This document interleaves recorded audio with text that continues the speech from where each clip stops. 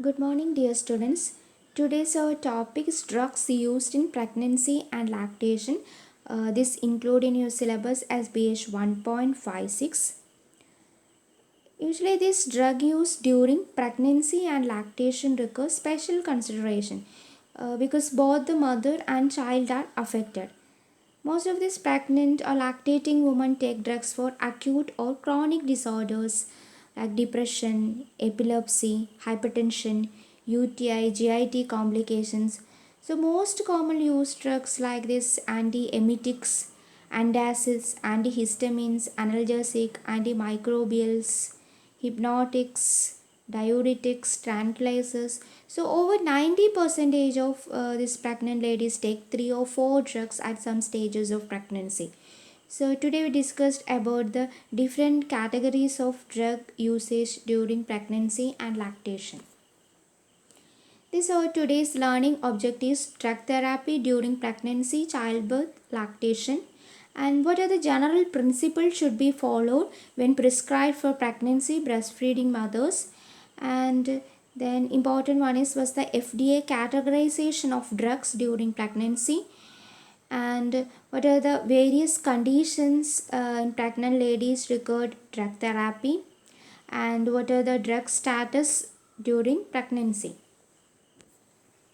Okay, so this drug therapy during pregnancy usually affects the both mother and fetus.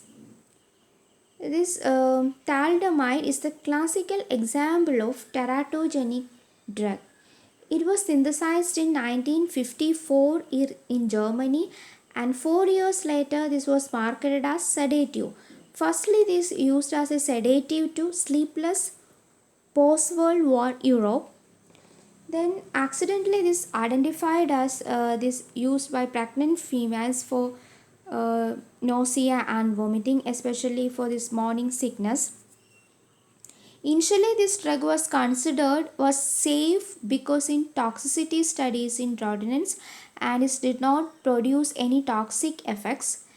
But later, this thalidomide shows some severe birth defects.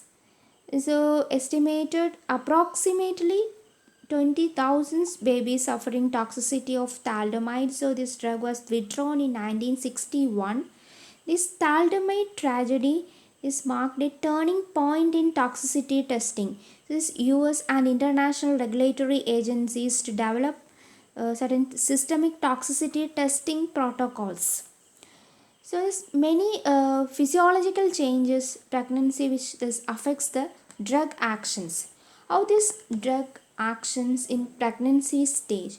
In pregnant stage, mostly this pharmacokinetics and pharmacodynamics of drugs changes considerably. Total body water increased by 8%, so this diluting the drugs in the body. Another main role in plasma protein binding, this usually undergoes a considerable change. Some metabolic pathway may be induced. In renal plasma flow rate is doubled during third trimester. So this clearance of some drugs may increase. This predisposes a pregnant lady to adverse drug effects. So an important aspects of human teratology is that teratogenic medication administrations after the venerable period will not usually cause structural malformations but usually is induce functional adversity. So this timing of drug intake is critical. If drugs given prior to labor, these drugs can lead to adverse postnatal effects in infants. For example, the CNS depressants usually leads to neurological, respiratory or muscular dysfunctions in neonates. If you administer drugs during labor, mostly these anesthetics, analgesic is used during labor. This suppress the fetal respirations and prolong labor. If you drugs which are considered safer in pregnancy are mostly this antibiotics, this penicillin, mostly this broad spectrum antibiotics are mostly preferred. So we will discuss the different the drugs, safety, and their alternative options also. Okay. Before going drug therapy, we should note some points before prescribing drugs in pregnancy. Most important thing is dose adjustment. Dose adjustment usually becomes difficult due to the changes in pharmacokinetics and complex nature of maternal placental fetal complex. So careful when you are administered narrow therapeutic index drugs. For examples like this phenytoin administration, these levels tend to fall during pregnancy, so dose should be increased. And this drug should be prescribed in pregnancy only if the expected benefits to the mother are thought to be greater than the risk of fetus. All drugs should be avoided if possible during first trimester, because most of drugs are contraindicated in first trimester. So choose drugs of prone safety or least toxicity. Usually select short course and smallest dose. Then usually well-known single component drug should be prescribed. This multi-drug therapies, not the safety data are not much more aware, so we can select the single monotherapy is safer. So this point should be keep in your mind while this prescribing in pregnancy. And under this, for lactating woman, this care should be given for before these administrations. And mostly these lactations, most of drugs are this secreted in breast milk in very small quantities. So this do not affects the suckling infants. However, there are few drugs which are readily enters the breast milk and adversely affects the nursing infants. So care should be taken while is prescribing drugs to lactating mother.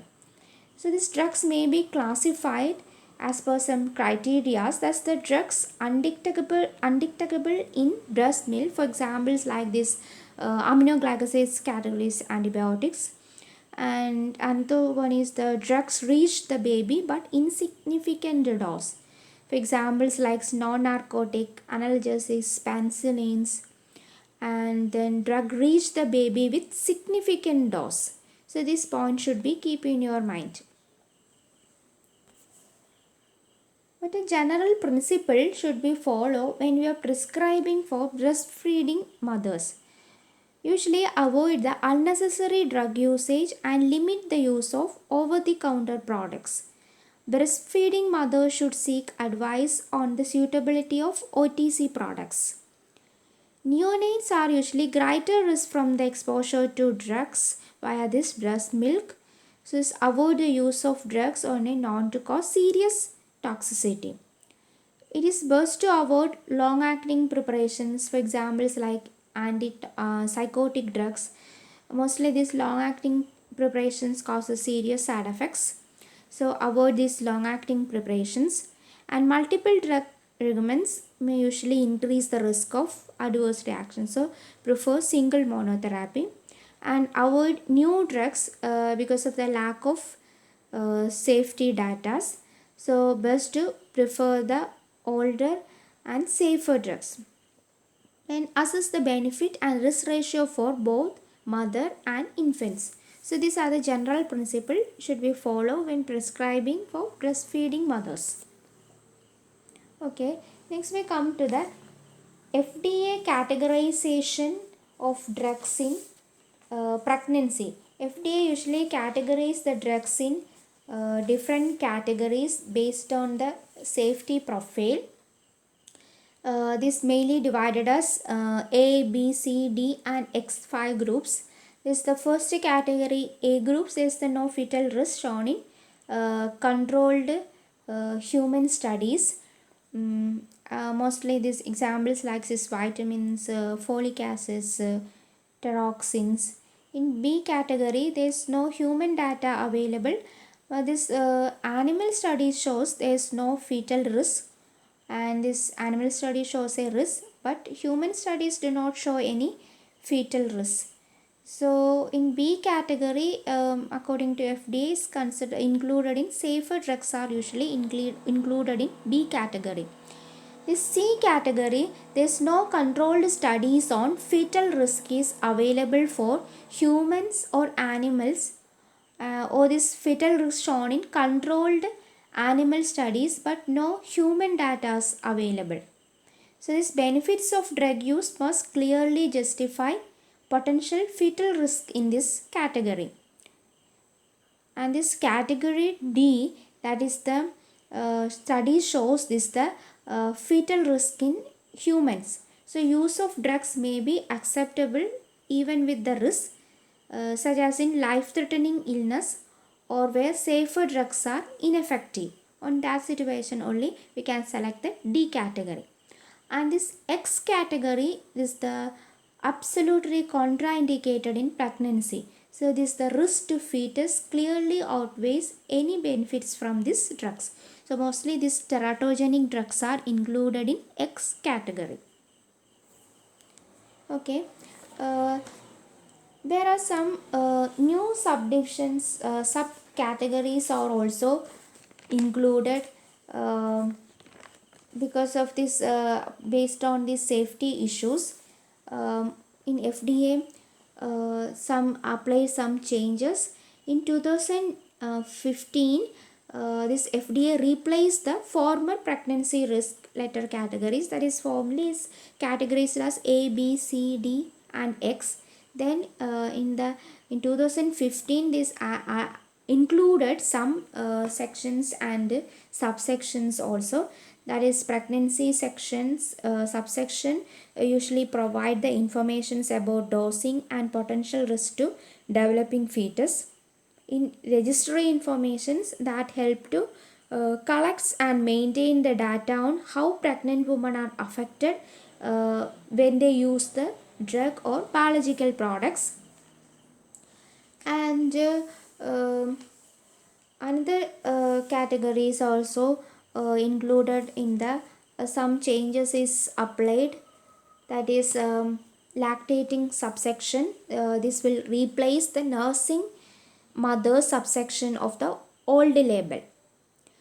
So this information will include drugs that should not be used during breastfeeding, non-human or animal data regarding active metabolites in milk as well as clinical effects on the infants. Some other informations are also included in newer sections, that is pharmacokinetics data like metabolism, excretions, risk and benefit sections, as well as timing of breastfeeding to minimize infant exposure. In subsection entitled this females and males of reproductive potential, this relevant informations on pregnancy testing or birth control before, during or after drug therapy, and a medication's effects on fertility or pregnancy loss will be provided when available. So these subsections are also included in 2015. So these drugs which are approved since 2015 showing various new pregnancy and lactation subsections based included in their drug label. For examples like filbastazine, this mainly used for HSDD in premenopausal women, and Descovy, this indicated for HIV infections. Another drug is Entrestros, indicated for heart failure. Harvoniol, this indicated for chronic hepatitis infections. And the Prevalent for this indicated for this familial hypercholesterolemia, atherosclerotic heart disease, those who record additional lowering of LDL cholesterol. These are the some drugs that is approved in 2015, and this drugs label should follow the newer subsections of FDA that we already discussed. Okay. Next, there are different conditions needed drug therapy during pregnancies. Mostly this case of nausea and vomiting, we can prefer the cyclosine, meclizine, metoclopramide, but these are safer in third trimester of pregnancy. For hypertension, we can safely administrated methyl dopa, and cough and cold remedies we can administrated this diphenhydramine dextromethorphan is better to avoid codeine preparations. For headache, this paracetamol, aspirin is are usually preferred in first and second trimester. For constipation, usually safer option is bulk forming agents. If this therapy is failed, we can select this milk of magnesia, docosate, glycerin, bisocordial. Okay, this anticoagulants like subcutaneously heparin. For peptic ulcer, we can select this the H2 blockers categories, non-systemic antacids. For TB, isoniazid, ethambutol, and rifampin, we can select. For anti-migraine drugs, this ergotamine, propranolol, and amitriptyline. Anti-amoebics is metronidazole. Cardiac drugs like digoxins, anti-malarial, chloroquine, and quinine. Anti-helminthes, more safer one is piperacin. Anti-diabetics, only insulins can be preferred. Heartburns, there is a non-systemic antacids are usually preferred. For this allergic rhinitis, glucocorticoids locally or this diphenhydramine systemically. Okay, next we come to the what are the drug status and consideration during pregnancy according to FDA categorization. This FDA is categorized broadly 5 groups A, B, C, D, and X. We already discussed about the categorization. Now we check the what are the safer drugs during pregnancy. Mostly these antibiotics are required during pregnancy, so we can select on that situation cephalosporin groups drugs, that's cefazolin, cefotoxim. This can be safer during pregnancy. There is no teratogenicity is reported, so these categories are included in this B category, FDA B categorization. So these are the safer category. And another one is the penicillin is a safer during pregnancy. This also included in B category. And the one is amoxicillin. This also prescribed during pregnancy and lactation also.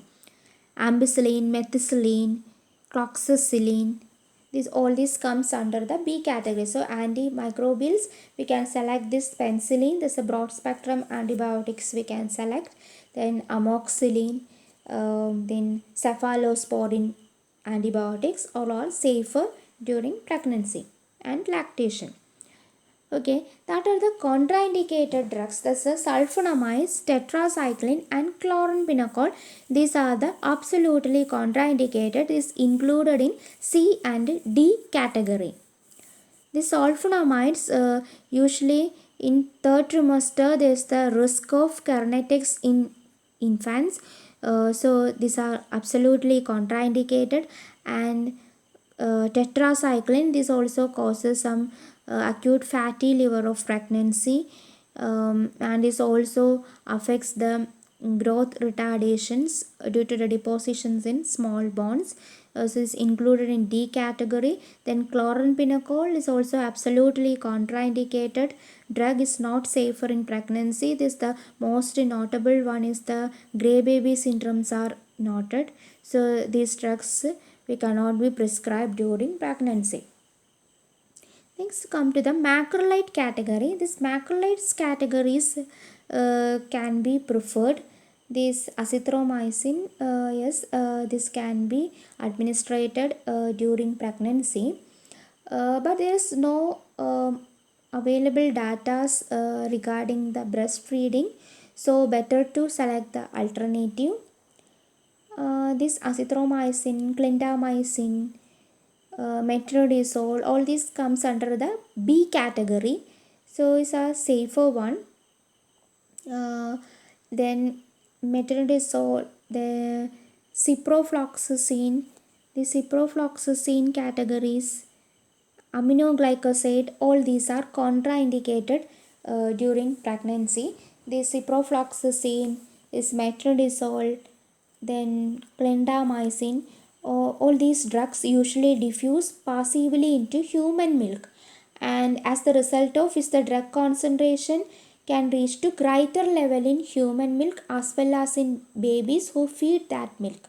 So while prescribing drugs like ciprofloxacin, clindamycin, metronidazole, it is better to either find an alternative drug, or if we feel that the benefits will outweigh the risk, if we prescribe this drug, then we should advise the mother not to breastfeed, so that there won't be increase in concentration of these drugs in child. In some situation when we need to treat with metronidazole, we should ask the mother not to breastfeed for duration of 12 to 24 hours, after which the concentration of metronidazole in human milk decrease and the mother can go ahead and breastfeed her child. This tetracycline is also absolutely contraindicated. So these aminoglycosides, because of the risk of ototoxicity and nephrotoxicity, these are absolutely contraindicated, included in D category. And this norfloxacin, this fluoroquinolones category. So some studies also showing that this also affecting the growing cartilage of infants. So is also contraindicated, included in C category. Antifungals, some of these antifungals and antiviral drugs is also included in C categories. This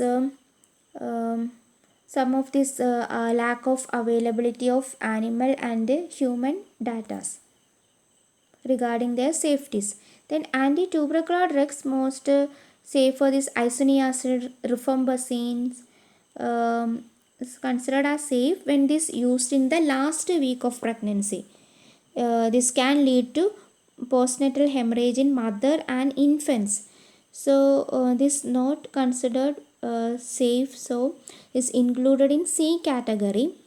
Ethambutol, this usually show this optic neuritis as not be shown in infants. This also included in C category. Other important drugs like this anti-malarial drugs is chloroquine. Quinine is also safer one. But this primaquine is contraindicated. This is associated with hemolysis in newborns. This is also included in the C category. So C and D category drugs are absolutely contraindicated and is not safer. Is used only in some optional cases. Better to choose alternative.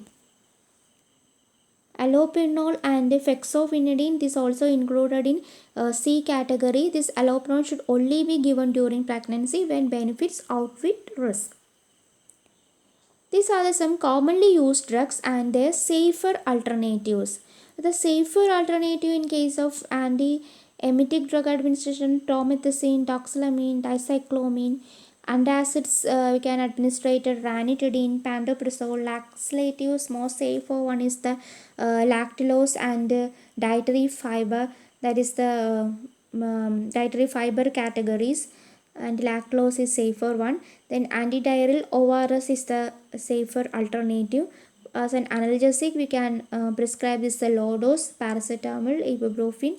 And for cold and cough remedies, salmeterol, chlorpheniramine is our safer ones.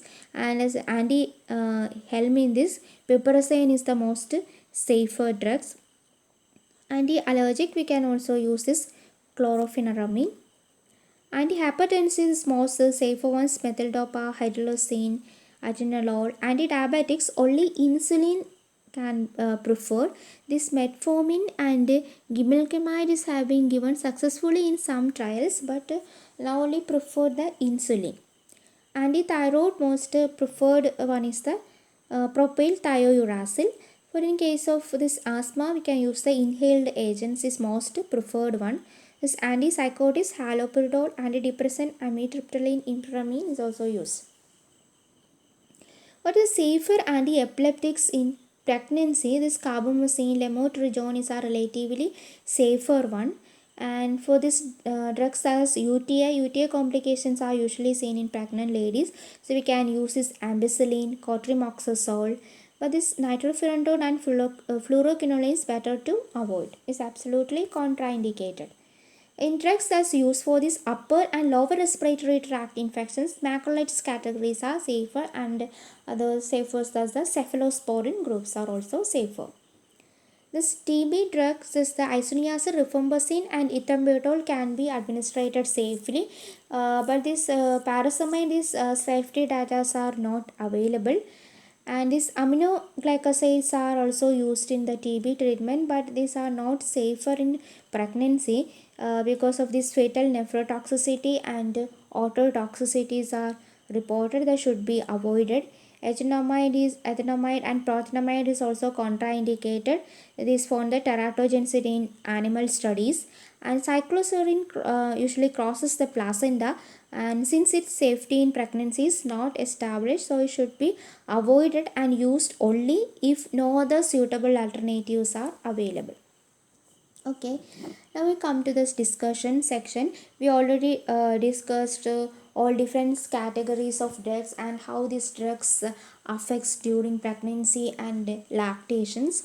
Okay, which drugs you will choose in the following conditions? Is the pregnant woman suffering from grand mal epilepsy and hyperthyroid pregnant lady. These are mostly commonly seen in pregnant lady. In that situation, which drug therapy can follow is we learn this antiepileptics carbamazepine, lamotrigine is also safer, and hyperthyroidism pregnant lady we can prescribe this propyl thiouracil is the safer drug, and you explain the reasons. Okay, then what are the following medication is safe to use in the third trimester of pregnancy? Usually these drugs are better to prescribe during third trimester. Most of drugs are contraindicated during first trimester. So here in the following medications, which medication is safer to use in third trimester of pregnancy? Acetaminophen, warfarin, aspirin and oxycodone. Acetaminophen in our OTC class also I am discussed about the safer OTCs in pregnancy. This acetaminophen, this analgesic drug is also safer during pregnancy, third trimester of pregnancy. This also we can use as an OTC drugs also. With the drugs is usually avoided with breastfeeding. Ibuprofen, propranolol, methotrexate, naproxen. This methotrexate should be avoided with breastfeeding is a teratogenic drug. Okay, what are the examples of category X drugs? Category X drugs are absolutely contraindicated during pregnancy. We can't prescribe. Okay, from this following category, which drug is belongs to this category X? Diclofenac, ranitidine, lorazepam, paracetamol. Lorazepam, this benzodiazepine is absolutely contraindicated during pregnancy. Okay, thank you.